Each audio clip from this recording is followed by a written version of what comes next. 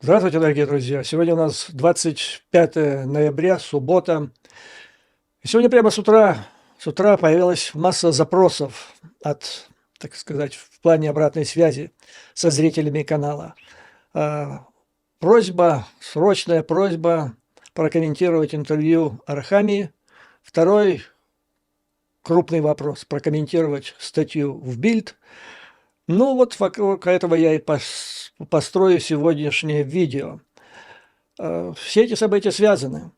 И для того, чтобы вам, так сказать, дать полную картину, я решил прокомментировать еще один важный документ, который продемонстрирует вам и прокомментирует и Арахамию, и Бильд, и вообще вы поймете, то есть мы, Соединенные Штаты, с вами уже более-менее поняли, да?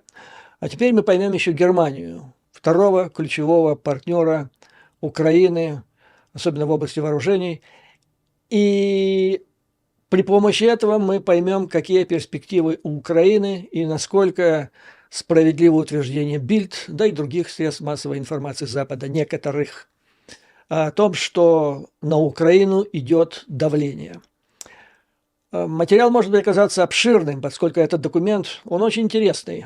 Это документ о десятилетии большого скачка, если можно так сказать, в военном строительстве Германии. Подготовка Германии к войне с Российской Федерацией. Уникальный документ не только потому, что он дает возможность понять, где находится Германия, и самое главное, понять, какое место Украины сейчас и в будущем во всем этом европейском военно-политическом пространстве. Поэтому, если окажется, что материал будет очень длинный, я разобью его на две части, предупреждаю сразу. Уверен, что он будет крайне интересен, я имею в виду анализ этого документа, который я представлю вашему вниманию, для аналитиков, которые реально хотят понять, ну не просто что-то там произошло, кто-то что-то сказал, а понять, почему сказал, зачем он сказал, правда ли это, что он сказал, стоит ли на это обращать внимание, ну и вообще, а какая реальная ситуация. Начну с Арахамии. Это не ортодоксальный, так сказать, спикер Влады, представитель ОПы Ермака.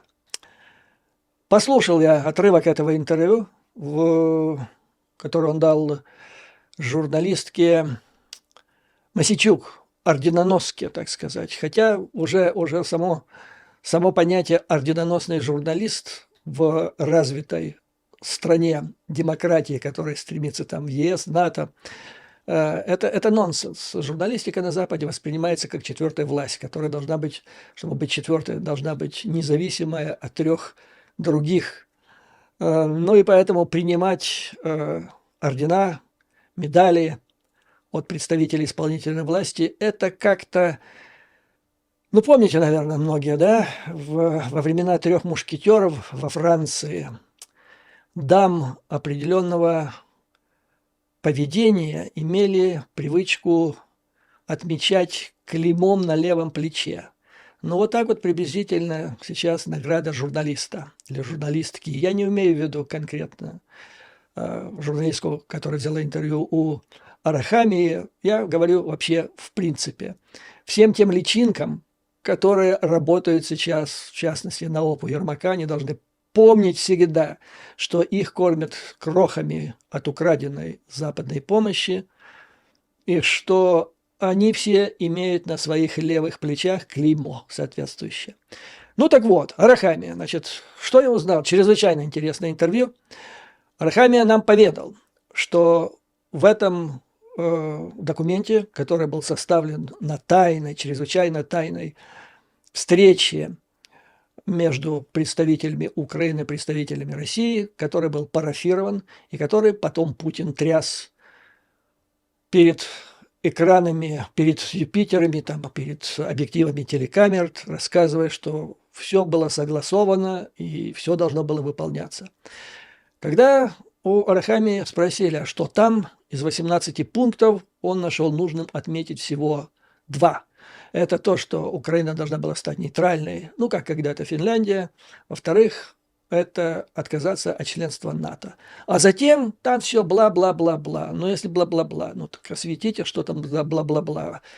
Одно слово он назвал, проговорился. Вот напрасно он это сделал, потому что речь шла о денацификации. Нифига себе, подумал я, это бла-бла-бла. А что ж там остальное бла-бла-бла, как вот, которое они парафировали? Кстати, что такое парафирование? Парафирование – это подпись глав делегаций на переговорах под пунктами документа, которые свидетельствуют о том, что они полностью согласованы. Никаких нет противоречий. После этого, значит, как правило, документ должен быть утвержден правительством, ну вот и все, и ратифицирован, если эта ратификация требуется парламентом. То есть ратификация, парафирование документа, оно не обязательно перед принятием правительства, подписанием правительства, но это так вот свидетельствует о том, что договорились, реально договорились. Так вот, денацификация. Пардон, если это бла-бла-бла, то я еще хочу задать вопрос. Как Арахамия представляет собой выполнение этого пункта? Это что? Должны быть победителем, победитель Кремль, назначить военно-полевые суды в Украине, которые после победы путинской должны будут просеивать граждан Украины и так сказать, по своему разумению решает вопрос. Этот человек, он уже денацифицирован или его надо ликвидировать, поскольку он упрямо не хочет поддаваться этой процедуре. То есть это какой-то кошмар просто. Или же это надо ставить украинских судей, которые полностью подконтрольны Кремлю, которые как военно-полевые суды будут просеивать украинцев на предмет их денацификации. А поскольку они считают, что «Слава Украине» и «Героям слава» – это фактически реплика нацистского приветствия известного, то все, кто когда-то сказал, по усмотрению такого военно-полевого суда должны быть пущены под откос. Это Арахамия называет бла-бла-бла. И вот что опасно, когда вот таких, как Арахамия, пускает на такие переговоры, причем тайные от имени целой страны, воюющей страны. Я для примера вам напомню. Значит, ну, вы помните историю. 14 год, Сараево, убийство эрцгерцога, наследника престола. И тогда Австро-Венгрия, она же не сразу пошла войной на Сербию, и не сразу началась Первая мировая война. Австро-Венгрия составила ультиматум из многих пунктов. Что должна сделать Сербия для того, чтобы избежать вторжения войск Австро-Венгрии? И Сербия согласилась на все, кроме одного. Этот пункт требовал, чтобы следственные органы Австро-Венгрии проводили расследование по поводу убийства. Надо сказать, что Сербия не была независимым государством от Австро-Венгрии. То есть это почти домашнее дело, провинция почти. То есть где-то австрияки имели основания на такое требование. Ну, с тем, чтобы, как они считали, объективно его провести. Но Сербия категорически отказалась, потому что это было вопиющее, как посчитали сербы, нарушение суверенитета.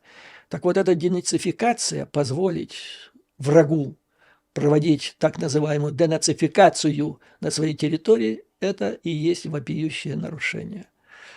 Ну, меня произвело впечатление, как Арахамия еще сказал, на вопрос Мосичу по поводу содержания этого самого, по поводу подписи под этим документом. Кстати, он не опроверг, что документ парафирован. Парафирован значит подписан. Когда она спросила, подписан, он сказал, а чего же не показал-то? У меня встречный вопрос. А чего же тогда сам Арахамия или представители, кто там главный был в украинской делегации, не продемонстрировали этот исторический договор Украине, народу, вооруженным силам, бойцам, которые в траншее сейчас сидят там. Почему они не показали, если там все так хорошо и замечательно? Всего лишь не вступление в НАТО, всего лишь как в Финляндии. Ну вот, такая вот ситуация с интервью, которое дал Арахамия Мосичук. Лучше бы он это не давал.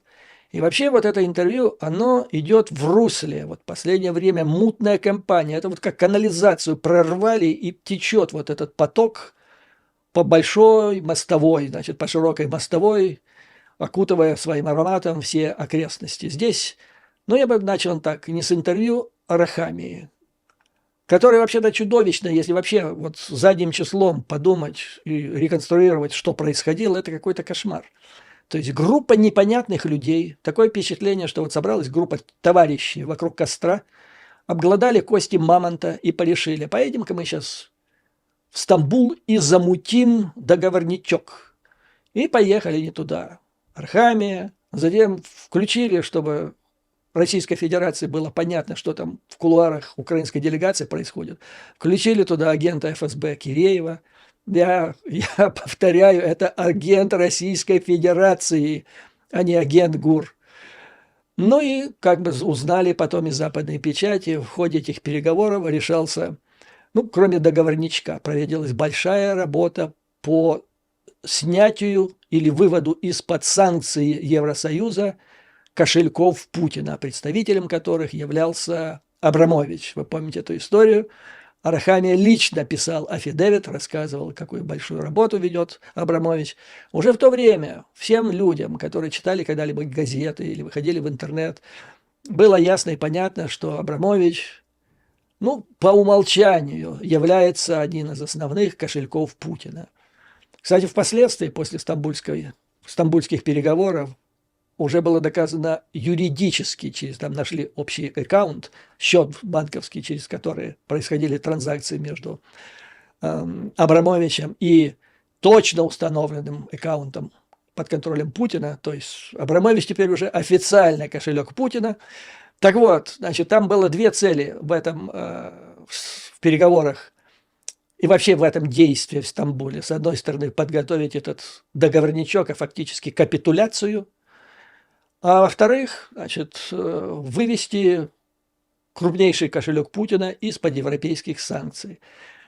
И для этого там целый спектакль, как вы помните, был разыгран. Туда приезжал Абрамович. Затем, когда там, потому что там были британские граждане, вернее, подданные Великобритании, и привлекли туда кронпринца Саудовской Аравии. И на самолете, когда британцев освободили, они увидели там сидящего рядом с ними Абрамовича, который в полете в Саудовскую Аравию каждого одарил айфоном. Ну, в общем, это был целый спектакль, в котором, я повторяю, принимал непосредственное участие Арахамия. А вот такого рода аффидевиты, я вам скажу, то есть челобитные суды Евросоюза с просьбой убрать Абрамовича из-под санкций, это дорогого стоит, я имею в виду в материальном выражении. Вот что касается этого интервью лично Арахамии. Я вообще очень надеюсь, что когда война закончится, нашей победой, безусловно, будет два процесса. Один в Гааге, сами знаете над кем, а другая будет в Киеве. Другой процесс, которым будет проведено тщательное изучение деятельности некоторых представителей влады, одним из ярчайших, которых является Арахамия. Вот. Ну и будут вынесены соответствующие решения суда. Ну, Арахамия – это, так сказать, вот последняя такая волна вот этого прорванного коллектора. А все началось в ближайшем будущем, в прошлом, с моей точки зрения, с интервью, вернее, с нескольких интервью изданий, СМИ, которые подконтрольны Руперту Мердоку. Сначала это сделал Зеленский, там же подключился и Ермак. Вообще вот мнения или комментарии некоторых обозревателей в украинском интернете, которые сводятся к тому, что, видимо, в ОПе Ермака приняли решение, что надо установить тесные отношения с Трампом и надо действовать через подконтрольное Мердоку средства массовой информации. В корне, если это действительно такое решение приняли на Банковой или в ОПе, то крайне неправильное, опрометчивое решение. Ну, во-первых, Мердок поссорился с Трампом, еще когда Трамп был президентом Соединенных Штатов. Причем крупно поссорились. И на Fox News, например, Трампу там особо внимания не уделяется, особенно после того, как там оттуда был уволен Такер Карлсон. То есть через Fox Channel установить Трампом контакт – это не самый близкий путь. Во-вторых, после того, как там поработал на Fox News Такер Карлсон, который фактически явился с точки зрения представления интересов Кремля фактически американским Соловьевым, то там Зеленскому и Ермаку делать нечего. То есть Такер Карлсон уже создал в сознании слушателей этого телеканала образ ведущих представителей администрации Зеленского, включая его самого, которые, они были нелицеприятны, но поскольку они туда лезут, я все-таки хочу объяснить, чтобы они поняли, что не надо этого делать, это бесполезно, может контрпродуктивно. Значит, Такер Карлсон, образ высших представителей администрации Зеленского, который чаще всего фигурирует в средствах массовой информации Соединенных Штатов. Это вороватые лохи, одетые как уличные сутенеры. Точка. И после этого показывайся там, не показывайся, делать нечего. Особенно, что касается Ермака. Последняя его поездка в Вашингтон, его интервью Fox Channel могла только убедить его зрителей, что характеристика, данная Такером Карлсоном, совершенно абсолютно справедлива. Что касается Зеленского, Зеленский дал интервью, в котором, лично я смотрел со стороны, и он произвел на меня впечатление, отчетливое, несомненное впечатление человека, который испуган призраком Майдана, который бродит по Киеву. Помните, как это у Маркса было? Призрак бродит по Европе, призрак коммунизма. Так для Зеленского, судя по его интервью, такой же призрак, но Майдана бродит по Киеву, все ближе приближаясь к Банковой. А затем его высказывания, его эскапады в отношении генералов, которым нефиг лезть в политику, это ниже плинтуса, господа. Так серьезно, по большому счету, просто ниже плинтуса. Это в корне противоречит всей западной, в частности, американской политической этике. Это немыслимо, чтобы серьезный президент серьезной страны ехал за границу, чтобы пожаловаться там на своих генералов. Этим нужно заниматься, не жаловаться, а работать с генералами у себя дома. И решать эти вопросы нужно кулуарно. А когда ты лезешь в Америку, в чужие средства массовой информации для того, чтобы пожаловаться на своих, во-первых, это глупость, это свидетельство о глупости. Это ниже плинтуса, повторяю. Это свидетельствует о том, что в стране, то есть, что президент потерял контроль над управляемостью государства в самый ответственный момент истории этого государства, этой страны. И в это же время в Вашингтоне решается вопрос, дать или не дать этим людям деньги. И ведут битвы, баталии. Байден накануне президентских выборов идет на серьезные уступки сейчас республиканцам, чтобы только выжать этот пакет помощи для Украины. Я вам скажу так, вы уже знаете, да, День независимости был тут недавно. Так буквально за день до... То есть День независимости, День благодарения. Так за день буквально до Дня благодарения, когда все уже разъезжаются, другие даже города, на отдых, представители Республиканской демократической партии, которые в комиссию соответствующую согласительную вошли, сидели здесь в Вашингтоне до позднего вечера и обсуждали рамки этого пакета, куда войдет помощь Украине. И это время, они слышат голос из американских же средств массовой информации, скажем так, международных. Это что президент не управляет ситуацией, у него какие-то терки, попросту говоря, с генералами. А стоит ли ему давать деньги? Вообще так-то по большому счету. Может, пора сворачивать шарманку, как в свое время Сталин написал указание Ворошилову, чтобы он сворачивал переговоры с представителями французской и британской военных делегаций накануне Второй мировой войны, накануне подписания пакта на ненападение с фюрером. В общем, общий образ Зеленского впечатление. Человек, который страшно боится потерять свое место, кресло. И это страшно для государства, не для Путина. Для Путина это окей. Это очень хорошая новость.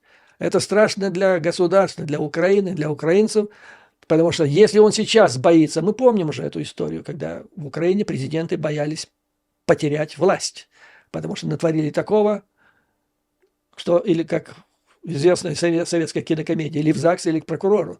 Так и здесь. Если он уже сейчас боится потерять место и начинает выкидывать совершенно неадекватные фортели, то что же будет дальше?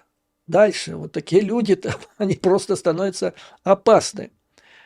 Ну, теперь дальше. По поводу давления на Украину.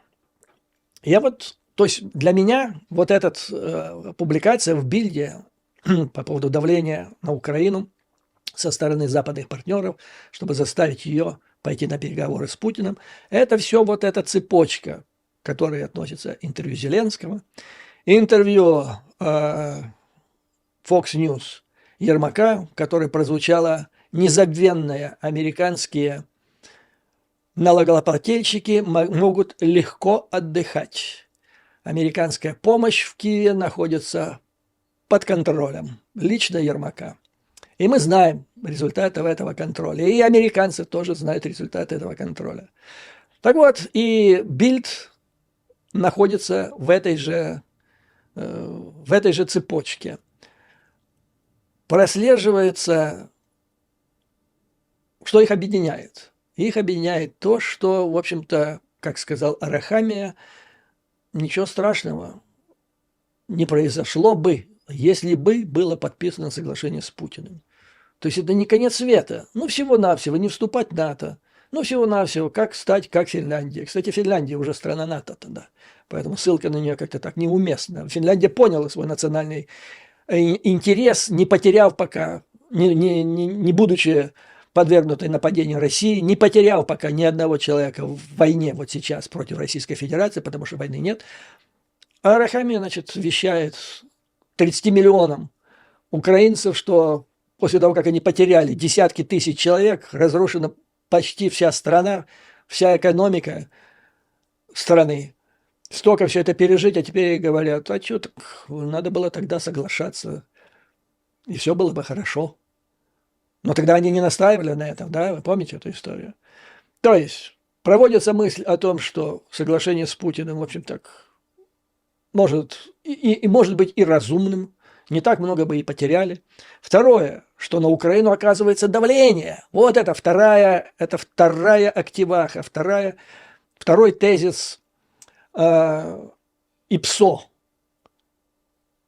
который внедряется сейчас в голову украинцев, что это Запад виноват. Тут на Банковой до конца, я еще комментировал, это прозвучало еще в статье в журнале «Тайм», где один там борец, Зеленский, только на нем все держится, суверенитет Украины, остальные готовы уже вступать в переговоры с Путиным. То есть статья в Бильд, это является продолжением и интервью Арахамии, и гораздо раньше опубликованному интервью, вернее, там не интервью, а обширная статья в журнале «Тайм» Саймона и Шустера.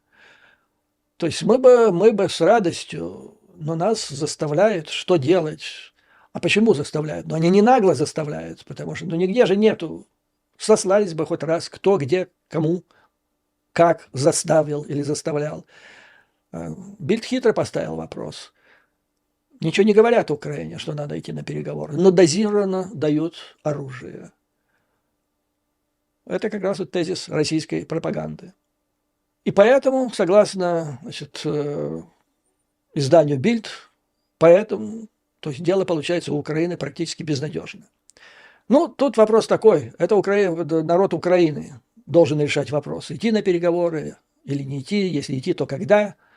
Потому что тут народ, который проливает кровь, который несет этот ужасный удар сейчас, прикрывая значительную часть западной цивилизации, поэтому только ему решать это нужно.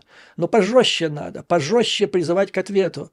Провели переговоры, подмахнули какую-то бумагу, покажи. Он обязан отчитаться. Какие могут быть тайные договоренности от народа тогда, когда этот народ несет на себе все тягости войны, а те, кто подмахивает эти секретные парафированные документы, он в это время сидит и считает деньги. Ну так вот, значит, это все чушь, это тезис, это инструмент давления на Украину. Прежде всего, промывание мозгов украинцев, чтобы вбить им это в голову. И я не исключаю, что это и дальше они будут пытаться делать, что надо вот как-то так договариваться. Пора сделать договорничок. Почему договорничок? А я вам говорил, стратегическая цель. Они уперли, причем это все основано на данных, подсчетах украинских же источников, в том числе официальных. Уперли с начала войны, ну так, порядка $2 миллиардов из иностранной военной помощи. Перевели их, начиная с первых месяцев войны, вернее, российской полномасштабной агрессии в офшоры. И единственная их возможность попользоваться этими денежками – это договорничок с Путиным, после которого они смогут спокойно жить в Украине или в Ростове, но главное попользоваться этими денежками, потому что иначе в случае победы Украины, разгрома Российской Федерации, этих денег не видеть как своих ушей. В том числе, то есть их не удовлетворяет. Они в этом смысле им не нужна ни победа, им не нужно ни замораживание конфликта, им нужен договорничок. Вот в чем стратегический смысл вот этой всей мутаты. Поэтому, да, еще возвращаясь немножко к интервью Арахамии, я бы вот что сказал. Значит, как Арахамия срезал Мосейчук. А чё ж там Путин не показал этот документ? Вы же обратили внимание? Показал бы. А так, значит, типа ему нечего показать. Я объясню, почему он не показал. Мне непонятно, почему Арахамия не показал, если там все хорошо. А Путин, с точки зрения КГБшника, как принято говорить здесь, а он КГБшником был, потому что в разведке он не работал, он поступает оперативно грамотно. Он показал документ. Это сигнал. Я могу его опубликовать в любой момент. И тогда вы получите Майдан, потому что украинцы узнают о том, что вы слили страну в Стамбуле. И вот таким образом Путин еще таким, там у него еще есть, начиная с Омана, инструменты, при помощи которых он их держит вот так за горло. И вот теперь, значит, и этот документ. Поэтому ждем 2 процессов в Гааге и в Киеве. Теперь, значит, что касается «как дать отлуп», как говорил дед Щукарь, «как дать отлуп» в статье в Бильд. Тезис о том, что Запад оказывает давление, там манипуляция разная проводит для того, чтобы заставить Банковую пойти на договорничок, он опровергается легко и с американской стороны, и с германской. В Соединенных Штатах, как я вам уже сказал, уже все разъехались. Завтра святой праздник, День Благодарения, а люди в Конгрессе сидят и обсуждают вопрос о выделении помощи Украине. Почему это важно? Потому что хронологически, критически важно принять этот пакет до Рождества. Потому что если не сделать это после Рождества, уже все, там уже новогодние, рождественские праздники, новогодние. В следующем году считается, что чрезвычайно тяжело будет это сделать. Нужно сейчас. И то, что идет работа, свидетельствует о том, что он должен быть принят. Я не знаю, какую сумму, может быть, республиканцам удастся урезать. Может быть, наоборот. Но что, несомненно для меня, что администрация Байдена, она очень хочет протолкнуть законопроект о помощи Украине через Конгресс. Вот это ее позиция. Республиканцы, пользуясь этим, выламывают руки у Белого дома, пытаясь выдавить из него уступки по тем вопросам, в частности, миграции. Все слилось сейчас к миграции, к одному единственному вопросу. То есть выдавить из них те уступки, на которые демократы, в принципе, это принципиальный был вопрос, не шли многие годы. Ну, то, что идет, эти переговоры, а еще не закончились, свидетельствует о том, что Белый дом готов пойти на многое для того, чтобы получить эту помощь Украине. Ну и зачем так сражаться, если нужно заставить Украину пойти на переговоры с Путиным? Ну, можно просто так. Представитель Белого дома выходит и говорит: господа, трамписты, представители и сторонники вот этого человека, который хочет стать очередным президентом США, категорически против уделения помощи Украине. Ну и дальше там описать, какие они нехорошие, что они за люди, звери. Вы звери, господа, сказать. Вы хотите, чтобы проливалось там еще больше крови? Вы хотите, чтобы этот Путин, эти звери захватили несчастную страну в центре Европы? Ну, на это можно вышибить было бы огромное количество очков в предвыборную копилку Байдена. И все, слили. Зачем же сидеть и что-то имитировать накануне Дня Благодарения? Что касается Германии, то сейчас я вам подробно изложу документ, который был неделю назад, был опубликован Германским советом по международным отношениям. Он озаглавлен «Предотвращение следующей войны Германии. Спасение Германии следующей войны». Германия и НАТО находятся в состоянии гонки со временем. То есть этот документ, так в целом я вам скажу, это вот тот документ, примерно такой же документ должен был быть принят в Украине где-нибудь так в мае, в июне, летом 2014 года, когда Украина уже подверглась агрессии со стороны Российской Федерации. Этот документ государственных деятелей, государства и грамотных политиков и аналитиков, которые видят смертельную угрозу для своей страны на расстоянии примерно от 6 до 10 лет и уже готовятся. Это всеобъемлющий план подготовки страны к агрессии со стороны Российской Федерации. То есть для них это еще теоретически, так сказать. А в Украине к весне или лету 2014 года это уже был состоящийся факт. И вот в Украине такой план не был принят. И, естественно, он не мог быть исполнен. И вот сейчас я вам хочу ознакомить с этим планом не только для того, чтобы... То есть учиться никогда не поздно.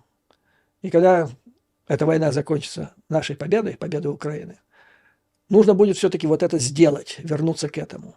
Несмотря на победу, чтобы потом победа не оказалась первой. Но еще почему? Потому что он покажет, какая роль и значимость Украины, как она видится из Берлина. И отсюда вы поймете, дорогие друзья, что никакого давления на Украину, чтобы как можно быстрее начать, чтобы она как можно быстрее началась переговоры с Путиным, нет и быть не может. Наоборот, все состоит совершенно напротив. Ну вот, поехали. Итак, Германия и НАТО находятся в состоянии гонки со временем. Почему? Потому что Россия с ее имперскими амбициями представляет собой самую большую и актуальную угрозу для стран НАТО. После окончания, внимание, интенсивных боевых действий в Украине московскому режиму может потребоваться не более 6-10 лет для восстановления своих вооруженных сил. И тогда она будет готова для агрессии против стран НАТО. Вывод уже из этого. В чем должна быть заинтересована Германия? Чтобы интенсивные боевые действия в Украине не заканчивались быстрыми переговорами. Желательно, дальше вы увидите, желательно, чтобы Украина нанесла поражение Российской Федерации. Нанесла. И чем более сокрушительно и решительно оно будет, тем лучше.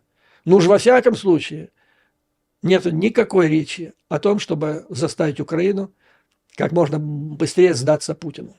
Почему Берлину так важно вот 6-10 лет мирной жизни? Потому что за эти сроки Германия и НАТО должны обеспечить своими вооруженными силами возможность сдерживания и сопротивления России в случае агрессии. И только таким образом, подготовившись к этой агрессии, они могут сделать так, что они могут сдержать Россию от этой агрессии, и тогда войны не будет. Вот что могла и должна была сделать Украина в рамках возможностей и сил, начиная с 2014 года. Я помню, кстати, тогда мне в память просто врезалось в ходе очередных дебатов, которые никогда не заканчивались на украинском телевидении, выступал генпрокурор, тогда он был Юрий Луценко, и с просто горящими убежденностью, уверенностью в своей правоте, глазами он произносил речь, что мы должны следующие 2 года подготовиться максимально, восстановить вооруженные силы, как вот бывшей Югославии, хорваты, да? И тогда, через 2 года, мы мощным бронетанковым кулаком наносим удар по Орло, и все, и будет как в Югославии. Ну вот, прошло это не 2 года, прошло гораздо больше, до 22 года. То есть говорил правильные вещи, он совершенно правильные вещи говорил. Но, к сожалению, после них, за этими правильными речами, ничего не последовало. Это не камушек в огород лично Юрия Луценко, потому что этим должно было бы заниматься все государство. Ну, так вот, Германия и НАТО эти года, 6-10 лет, критически необходимы для того, чтобы в военном плане подготовить, во-первых, Германии Бундесвер, другим странам свои вооруженные силы, во-вторых, перевести экономику на военные рельсы, наладить производство, массовое производство нужных видов вооружений и боеприпасов и, наконец, мобилизовать население на, что самое сложное, наверное, вот это расхлябанное, разболтанное население Западной Европы, подготовить его к понятию, что мы живем в чрезвычайно сложной и опасной ситуации, и нужно мобилизоваться и превратить страну в осажденную крепость. И дальше, значит, в кратчайшие сроки нужно нарастить численность личного состава Бундесвера, расширить производство вооружений, и это возможно только при условии изменения менталитета всего общества. Почему это нужно? Потому что произошла стратегическая переоценка России. Вопрос НАТО и Германии не заключается сейчас в том, нападет она или не нападет. Вопрос в том только, когда она нападет. И вот они посчитали, что, во-первых, да, они не исключают, в отличие от прежних концепций безопасности стран НАТО, они не исключают возможность России совершить агрессию. Вопрос лишь, когда откроется для России это, как они называют, окно возможностей. Почему они считают, что Россия нападет? Ну, мотивация. Страна взбрендила во главе с Путиным, элита, так называемая интеллектуальная даже элита, она жаждет восстановления псевдо-недоимперии. Война, то, что вытворяет Россия в Украине вообще не поддается осмыслению так реального человека, который бы вот задал бы ему такой вопрос 4-5 лет назад, даже не засмеялся бы. То есть за последние 75 лет такое учудить, это свидетельствует о том, что страна созрела. Ее можно остановить только силой. Наконец-то. Не идет речь вообще о переговорах. Поймите, господа, вообще о переговорах. Не то, что Бильд говорит, что Украина должна переговоры вести. Вообще никто, потому что этого нет смысла.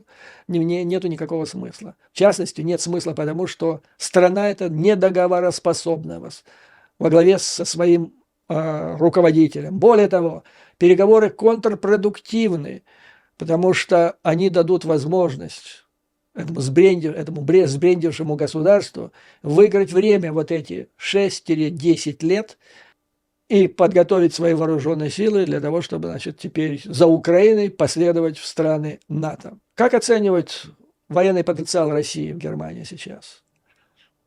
По их мнению, российский военный потенциал выше, чем кажется на первый раз. Наибольшие потери вооруженных сил РФ в Украине понесли в плане живой силы. И вот здесь именно необходимы особые усилия для восстановления потенциала живой силы. Все остальное решаемо. Так, например, ВВС, по их оценкам, по оценкам немцев, понесли потери в материальной части на 10-15%. Военно-морской флот, да, его прищучили в Черном море, но зато практически практически целым оказался Северный морской флот, а это считался традиционно еще со времен Советского Союза, самый грозный и боеспособный флот, прежде всего благодаря своим подводным лодкам, Тихоокеанский флот, да и Балтийский флот то же самое. Правда, с ним будут трудности для России, когда Швеция вступит в НАТО. Это Балтийское море превратится во внутреннее озеро НАТО, но это будет потом. Россия может подготовить примерно 280 тысяч новобранцев в год. Это после того, как она закончит боевые действия в Украине. То есть за 6 лет она может подготовить 1,7 миллиона человек, а за 10 – 2,8 миллиона человек. Экономически Россия научилась обходить так или иначе санкции, нашла лазейки, продолжают поступать большие доходы от экспорта энергоресурсов. Россия перевела, в отличие от Украины, свою оборонную промышленность на военные рельсы и штампует боеприпасы, хотя в недостаточном количестве, но ей помогает Северная Корея, худо-бедно, и Иран. Но еще один важный фактор, один из них. Россия сталкивается с меньшим количеством или масштабом проблем со своим обществом, поскольку за долгие годы правления Путина процесс дебилизации, как мы это с вами обсуждали, завершен был успешно. Общество почистили от неугодных элементов, врагов народа, агентов иностранных государств. Режим жестко подавлял любое недовольство. Поэтому считается, что у Путина нет никакой опасности, чтобы народ поднимет восстание. Из-за этого, исходя из всего этого, я вам опять-таки тезисы излагаю. Исходя из всего этого, оценивают немцы окно возможностей для России после того, как Россия закончит активные военные действия в Украине. Считается, что она может быть готовым в военном плане к агрессии против НАТО на срок от 6 до 10 лет.